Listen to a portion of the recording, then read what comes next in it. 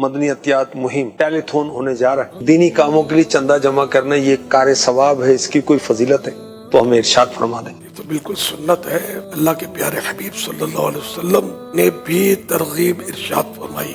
غزوات کے موقع پر خود مسجد نبوی شریف جو ہے وہ بھی صحابہ کرام علیہم رضوان نے اپنے حصے ملائے گئے۔ اس میں اعلیٰ حضرت نے تو لکھا کہ چندہ کرنا سنت ہے، اس لیے وہ اس سنت پر عمل کریں گے تو ضرور ثواب ملے گا۔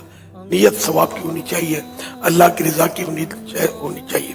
اس میں تھوڑا یہ کہ نفس کو زد تو پڑتی ہے، تھوڑی جھجک ہوتی ہے، شرم آتی ہے، کوئی کیا بولے گا، کوئی کیا بولے گا۔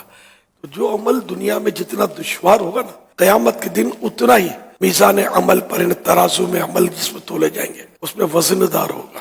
جس کو جتنی جھجک زیادہ ہوگی اس کے باوجود وہ اللہ کی رضا کے لیے زبان کھولے گا، کچھ بولے گا، وہ چندہ مانگے گا، بھلے کوئی نہ دے تب بھی وہ ثواب کا حقدار ہو گیا۔ اس لیے سب کو یہ کوشش کرنی چاہیے کہ اس میں کوشش کریں نا۔ جو لوگ یوں اعتراض کرتے ہیں نا یہ چندہ پارٹی ہے، یہ بھول میں 100% ان کی بھول ہے، ناسمجھی ہے، غلط فہمی ہے، علم کی کمی ہے۔ یہ کسی تو مسجد میں نماز پڑھتے ہوں گے، ہر مسجد چندے سے بنی ہوئی ہوتی ہے، جنرلی نہیں بنی چندے سے، چل چندے سے رہی ہوتی ہے۔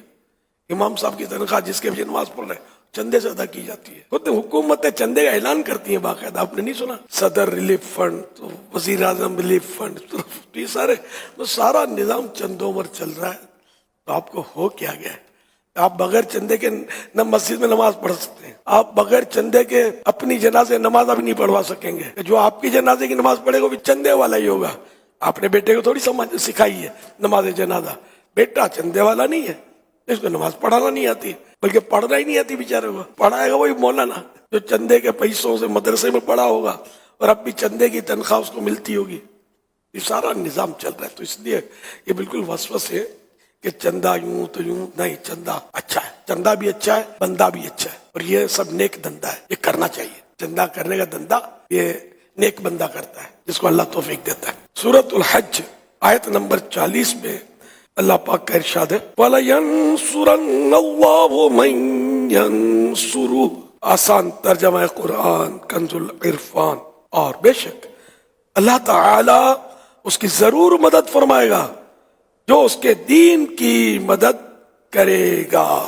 حکیم الامت حضرت مفتی احمد یار خان رحمت اللہ علیہ فرماتے ہیں اولیاء اللہ کی مدد کرنا، نبی کی خدمت، علم دین پھیلانا، سب اللہ کے دین کی مدد ہے۔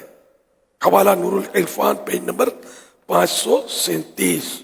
یہ دعوت اسلامی کے لیے ٹیلی-تھون ہونے جا رہا ہے، ظاہر ہے کہ اللہ کے دین کی مدد کے لیے ہو رہا ہے یہ کام۔ اللہ کے دین کی مدد کرنی ہے اور خوب دل لگا کے دھوم دھام سے کرنی ہے۔ انشاءاللہ آپ کو مرنے کے بعد پتا چلے گا کہ یار میں نے بھول نہیں کھائی ہے، صحیح جگہ پیسے دیے۔